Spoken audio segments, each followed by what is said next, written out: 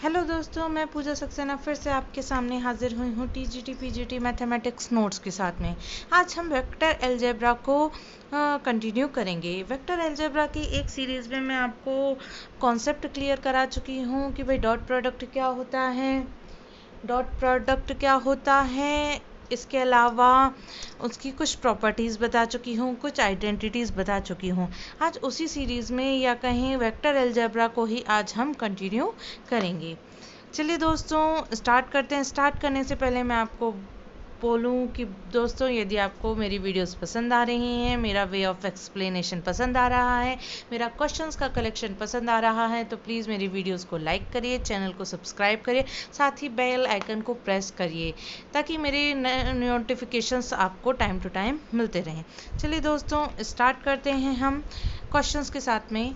Vector U, vector V and vector W क्या है? Vectors हैं। कंडीशन दे रखी है u plus vector v plus vector w का एडिशन क्या है? 0। मॉड ऑफ u की वैल्यू दे रखी है, मॉड ऑफ v की वैल्यू दे रखी है, मॉड ऑफ w की वैल्यू भी दे रखी है। अब हमें क्या करना है? इनके डॉट प्रोडक्ट का एडिशन फाइंड आउट करना है। तो सबसे पहले मैंने क्या किया, मैंने vector u plus vector v plus vector w का स्क्वायर का फॉर्मूला निकाला। भाई स्क्वायर करेंगे तो इसका स्क्वायर का फॉर्मूला होता है u dot u plus v dot v plus W dot W. अगली बार में हो जाएगा एक बार इसका डॉट प्रोडक्ट इन दोनों के साथ में, तो u डॉट v प्लस के v डॉट डब्लू। नेक्स्ट हो जाएगा दोस्तों इसका डॉट प्रोडक्ट इन दोनों के साथ में, तो v डॉट w और v डॉट u। अगली बार इसका डॉट प्रोडक्ट इन दोनों के साथ में, तो w dot u plus w dot v। ठीक है दोस्तों, डॉट प्रोडक्ट के अंदर मैं आपको बता चुकी हूँ कि a डॉट b हमेशा इक्वल होता है b डॉट a के। तो और u डॉट u को मैं क्या कह सकती हूँ? मैं इसको कह सकती हूँ मॉड में वेक्टर u का स्क्वायर। तो इसको मैंने कह दिया मॉड में वेक्टर u का स्क्वायर, मॉड में वेक्टर v का स्क्वायर, मॉड में वेक्टर w का स्क्वायर। अच्छा, ये u डॉट v है, ये v डॉट u है, तो a डॉट b बराबर होता है b डॉट a के, तो इसको मैं लिख सकती हूँ 2u डॉट v। इसी तरीके से ये हो जाएगा आगे 2v डॉट w, और इसे आगे प्रोसीड करेंगे तो ये हो जाएगा 2w डॉट के u। अब देखिए मॉड ऑफ u की वैल्यू दे रखी है 3, तो 3 का स्क्वायर हो जाएगा 9। मॉड ऑफ v की वैल्यू दे रखी है 4, 4 का स्क्वायर हो जाएगा 16। मॉड ऑफ w की वैल्यू दे रखी है 5, तो ये हो जाएगा 25। यहाँ से मैंने 2 कॉमन ले लिया, तो ये हो गया u डॉट v प्लस के v डॉट w और प्लस के w डॉट में u। ठीक है दोस्तों। अच्छा, यहाँ चल रहा है वेक्टर में u, वेक्टर में प्लस में वेक्टर में v प्लस के वेक्टर में w का स्क्वायर। इसकी वैल्यू क्या है? 0 है। ये हो जाएगा क्या? इन तीनों का एडिशन हो जाएगा 50, और ये हो जाएगा आपका 2u डॉट v प्लस के v डॉट w प्लस के w डॉट में u।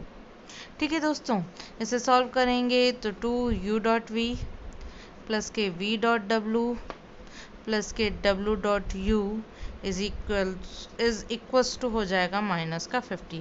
2 डिवाइड में चला जाएगा तो u dot v plus v dot w plus w dot u की वैल्यू हो जाएगी माइनस के 25। ठीक है दोस्तों, चलिए नेक्स्ट क्वेश्चन देखते हैं। मॉड में a प्लस बी की वैल्यू दे रखी है 60, मॉड में a माइनस बी की वैल्यू दे रखी है 40, मॉड ऑफ b दे रखा है 46। अब हमें मॉड ऑफ a निकालना है। कल की यदि आपने मेरी वीडियो देखी होगी तो उसमें देखा होगा mod of a plus b का square plus mod of a minus b का स्क्वायर का फॉर्मूला होता है twice of mod of a square plus twice of mod of B square. अच्छा, इसकी वैल्यू दे रखी है हमारे पास 60, तो ये हो जाएगा 60 का स्क्वायर। इसकी वैल्यू दे रखी है 40, तो ये हो जाएगा 40 का स्क्वायर। ये हो जाएगा twice of mod of A square, और ये हो जाएगा ट्वाइस ऑफ 46 का स्क्वायर। अब मैंने क्या किया, इसमें से 2 कॉमन ले लिया, तो ये हो जाएगा मॉड ऑफ ए स्क्वायर और 46 का स्क्वायर। ठीक है दोस्तों।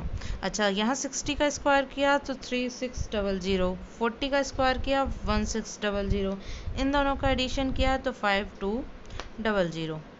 ये 2 डिवाइड में आ जाएगा इज इक्वल डिवाइडेड बाय 2, तो ये हो जाएगा मॉड ऑफ वेक्टर ए का स्क्वायर। 46 का जब हम स्क्वायर करेंगे तो मेरा आ जाएगा 2116। ठीक है, तो यहाँ तो हो जाएगा हमारा क्या 2600, ये माइनस में आ जाएगा, माइनस के 2116 इज इक्वल टू मॉड में वेक्टर ए का स्क्वायर। इसको हम सॉल्व करेंगे तो ये मेरा आ जाएगा 484 is equal to mod of vector A का स्क्वायर।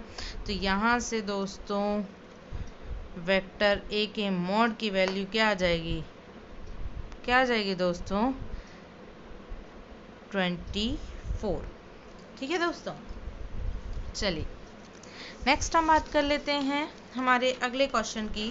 तो अगला क्वेश्चन हमारा क्या दे रखा है, यदि vector A B C 3 mutually perpendicular unit vectors हैं। पहली बात कर लें, ये यूनिट वेक्टर्स हैं। यूनिट वेक्टर्स हैं मतलब इनका जो मॉड होगा सबका क्या होगा 1 होगा। बी का जब मॉड निकालेंगे वो भी 1 होगा, और सी का जब मॉड निकालेंगे तो वेक्टर सी का मॉड भी क्या आ जाएगा 1 आ जाएगा दोस्तों। ठीक है, अच्छा अब मुझे इसके मैग्नीट्यूड, असल में यहाँ तो प्रूफ करने को है लेकिन वहाँ वैल्यू आ जाएगी find the value of mod of a plus B plus c, तब हमें इसके डायरेक्ट √3 पर टिक करना पड़ेगा। तो चलिए, अच्छा साथ में ये दे रखा है परपेंडिकुलर यूनिट वेक्टर्स हैं, यानी ये वेक्टर क्या है म्यूचुअली परपेंडिकुलर है। म्यूचुअली परपेंडिकुलर का मतलब है कि ए डॉट बी, ये दोनों वेक्टर परपेंडिकुलर हैं तो कंडीशन ऑफ परपेंडिकुलरिटी के अकॉर्डिंग इनकी वैल्यू 0 हो जाएगी। बी डॉट सी की वैल्यू भी 0 हो जाएगी और सी डॉट ए की वैल्यू भी 0 हो जाएगी। अब ये क्या हो जाएगा vector A plus vector B plus vector C का स्क्वायर। अभी मैंने पिछले ही क्वेश्चन में इसका स्क्वायर का कॉन्सेप्ट बताया था, vector A plus dot vector A, vector B dot vector B plus vector C dot vector C. साथ में इसको मैं यहाँ डायरेक्ट लिख दे रही हूँ 2 vector A dot vector B plus के 2 vector B dot vector C plus के 2 सी डॉट वेक्टर ए। अच्छा एक चीज़ और, mod of vector A dot vector ए को मैं कह सकती हूँ वेक्टर ए के मॉड का स्क्वायर, इसको कह सकती हूँ वेक्टर बी के मॉड का स्क्वायर, वेक्टर सी के मॉड का स्क्वायर। यहाँ से मैंने 2 कॉमन ले लिया तो ये हो जाएगा ए डॉट बी प्लस के बी डॉट सी प्लस के सी डॉट में ए। अच्छा इसकी पूरी वैल्यू क्या है, देखिए ए डॉट बी की वैल्यू 0, बी डॉट सी की वैल्यू 0, सी डॉट ए की वैल्यू 0। मॉड ऑफ ए की वैल्यू 1 प्लस 1 प्लस 1 और ये हो जाएगा 0 आपका। क्यों 2, चलिए क्लियर करके बता देती हूँ, 2 इंटू 0 प्लस 0 प्लस 0, तो ये तो हो जाएगा दोस्तों 3 और ये हो जाएगा आपका 0। तो vector A plus vector B plus vector C का स्क्वायर। मैंने आपको फिर से बताया कि किसी भी वेक्टर का स्क्वायर उसके मॉड के स्क्वायर के बराबर होता है। तो इसको हम ऐसा भी लिख सकते हैं, इसकी जगह हम ये भी लिख सकते हैं। तो मैंने इसकी जगह ये लिख लिया, तो mod of vector A plus B plus C mod is equals to 3। अच्छा जब इसका रूट लेंगे तो इसका आंसर आ जाएगा vector A plus vector B plus vector C का मॉड इज इक्वल्स टू √3। अब हम बात कर लेते हैं कंडीशन ऑफ परपेंडिकुलरिटी। वैसे मैंने आपको पिछली वीडियो में भी बताया था, इस वीडियो में भी बता रही हूँ। यदि 2 वेक्टर एक दूसरे के परपेंडिकुलर हैं तो उनका डॉट प्रोडक्ट हमेशा क्या होता है 0 हो जाता है। अब आ जाती है कंडीशन ऑफ पैरेललिज्म की। यदि 2 वेक्टर एक दूसरे के पैरेलल होते हैं तो क्या होता है दोस्तों, मान लीजिए एक वेक्टर है मेरे पास ए जिसकी वैल्यू है a1i plus a2j plus a3k। Vector B की वैल्यू है भाई b1i प्लस के b2j प्लस के b3k। यहाँ यदि मैं कहूँगी vector A is parallel to vector B, तो इसमें इसकी कंडीशन होती है दोस्तों a1 upon b1 is equals to a2 upon b2 is equals to a3 upon b3। ठीक है दोस्तों, चलिए आगे प्रोसीड करते हैं हम नेक्स्ट क्वेश्चन को। नेक्स्ट क्वेश्चन क्या है हमारा, यदि a की वैल्यू दे रखी है दिस वन, बी की वैल्यू दे रखी है दिस वन, और हमें लैम्डा की वैल्यू फाइंड आउट करनी है यदि a प्लस बी और a माइनस बी क्या हो, ऑर्थोगोनल हो। दोस्तों वेक्टर के अंदर चाहे ऑर्थो नॉर्मल टर्म आ जाए चाहे ऑर्थोगोनल आ जाए, आप माइंड में रखेंगे कि ये दोनों वेक्टर क्या हैं, एक दूसरे के परपेंडिकुलर हैं। यानी एक तो ये वेक्टर और ये पूरा वेक्टर, ये दोनों एक दूसरे के क्या होंगे, परपेंडिकुलर होंगे, क्योंकि ये कैसे हैं, ऑर्थोगोनल हैं। अब एक बार तो मैंने a प्लस बी निकाल लिया, जब a प्लस बी निकाला तो इन दोनों का एडिशन कर दिया, तो 5i माइनस के j प्लस के 7k ऐड कर दिया इसमें b को, इसको मैंने कैपिटल A वेक्टर नाम दे दिया। ये हो जाएगा i माइनस का j माइनस का लैम्डा के, तो ज़रा ऐड करिए तो ये हो जाएगा क्या, 6i माइनस के 2j प्लस में 7 माइनस के लैम्डा के। कैसे ऐड करते हैं, i लिख लिया, यहाँ i का कोफिशिएंट 5, यहाँ i का कोफिशिएंट 1, तो 5 और 1, 5 प्लस 1 6। इस तरीके से मैंने वेक्टर b किसको मान लिया, vector a minus vector b को मान लिया। तो 5i माइनस के j प्लस के 7k, माइनस का वेक्टर भी लिख लिया, i माइनस के j माइनस के लैम्डा की।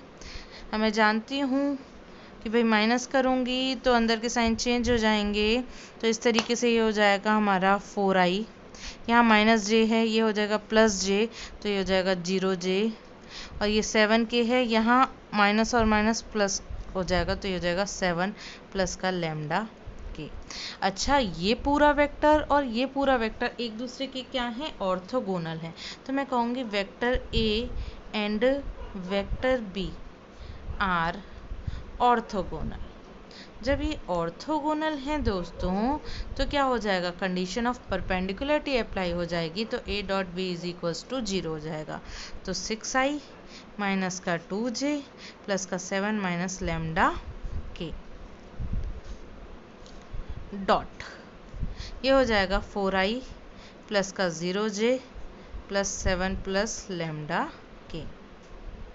दोस्तों डॉट प्रोडक्ट में यदि i j k के टर्म में वेक्टर्स हों तो उसको सॉल्व करने का मेथड मैं आपको बता दूं, i के कोफिशिएंट का i के कोफिशिएंट से मल्टीप्लाई कर देते हैं 6 इंटू 4, बीच में प्लस लगा देते हैं।